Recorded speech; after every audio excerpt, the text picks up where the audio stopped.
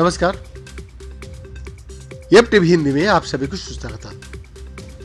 जी हां, नेपाल में सत्तारूढ़ CPN यानी कि communist party of Nepal Maoist centre के नेता भारत यात्रा पर आने वाला है।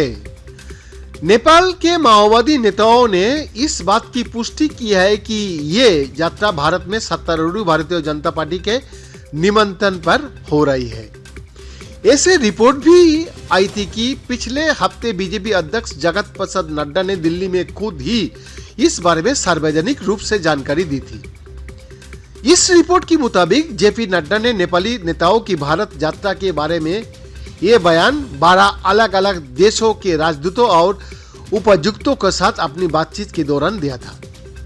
माओवादी पार्टी के विदेश मामले के विभाग के उप प्रमुख राम कार्की ने इस बाबत पूछे जाने पर बताया कि उन्हें कोई आधिकारिक जानकारी नहीं मिली है, लेकिन ऐसी अफवाहें उन्होंने भी सुनी है। हालांकि CPN माओइस्ट सेंटर की उपाध्यक्ष पंपा भूसाल ने बीजेपी के निमंत्रण की पुष्टि की है। उन्होंने बताया कि जेपी नड्डा का निमंत्रण बीजेपी का विदेश मामले के विभाग के प्रमुख की ओर से भेजी गई चिट्ठी के जरिए मिला है।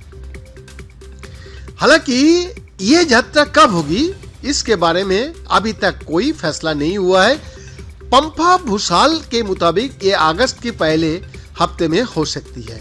माओवादी नेताओं ने यह संकेत दिया है कि पार्टी उपाध्यक्ष पंपा भूसाल CPN माओइस्ट सेंटर की प्रतिनिधिमंडल का नेतृत्व कर सकता है, लेकिन पंपा भूसाल का कहना है कि पार्टी में अभी इस मुद्दे पर चर्चा हो रही है कि प्रतिनिधिमंडल में कौन कौन से नेता शामिल होंगे।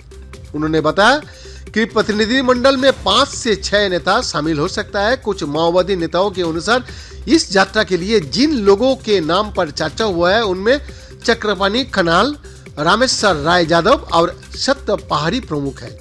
एक माओवादी नेता ने बताया उनके नाम पर लगभग फैसला हो चुका है। अगर बीजेपी खुद ये कहती है कि और अधिक संख्या में वरिष्ठ नेता भारत आए या फिर जिन नेताओं का नाम पर फैसला हो चुका है उनमें कोई भारत जाने से हिचकिचाहट दिखाए तो प्रतिनिधिमंडल में शामिल नाम बदल सकता है। भारतीय जनता पार्टी इस समय एक ऐसे प्रोग्राम पर काम कर रही है जिसके तहत पार्टी अपनी संगठन का प्रचार कर रही है। CPN माओइस्ट सेंटर की उपाध्यक्ष पंपा भूसाल कहती है यह प्रोग्राम बीजेपी के बारे में लोगों की समझ बढ़ाने के लिए है। ये दुनिया की सबसे बड़ी पार्टी है जिसके पास सबसे अधिक संख्या में सदस्य है। इस सिलसिले में पार्टी का अध्यक्ष प्रचंड पहल भी बीजेपी मुख्यालय का दौरा कर चुका है। भारत में नेपाल के राजदूत रह चुके दीप कुमार उपाध्याय की राय में इस दौरे की सामान्य यात्रा के रूप में ही देखा जाना चाहिए। उनका कहना है ये दोनों देशों का हित में है कि दोनों देशों की सत्तारूढ़ पार्टियां संबंध स्थापित करना चाहती है और उनमें सुधार चाहती है। ये अच्छी बात है। हाल ही में जब प्रचंड नेपाल के प्रधानमंत्री की हैसियत से भारत गए तो उन्होंने उज्जैन की यात्रा भी की थी। प्रचंड महाकालेश्वर मंदिर गए जहां उन्होंने पूजा अर्चन की। इस पर नेपाल में विवाद भी हुआ। हालांकि भारत से लौटने के बाद वो पशुपतिनाथ के मंदिर भी गए। प्रधानमंत्री प्रचंड अपनी गतिविधियों को लेकर हाल के दिनों में अपनी पार्टी के भीतर ही आलोचनाओं का निशाना पर है। प्रचंड की आलोचकों में माओवादी नेता लेखनाथ नौपाने भी एक है। उन्होंने कहा अगर इस दौर का कोई छुपा हुआ मकसद नहीं है तो पड़ोसी देशों की सत्तारूढ़ पार्टियों को एक दूसरे को निमंत्रण देना, एक दूसरे का यहाँ आना जाना और एक दूसरे के अनुभव साझा करना एक सामान्य और औपचारिक बात है।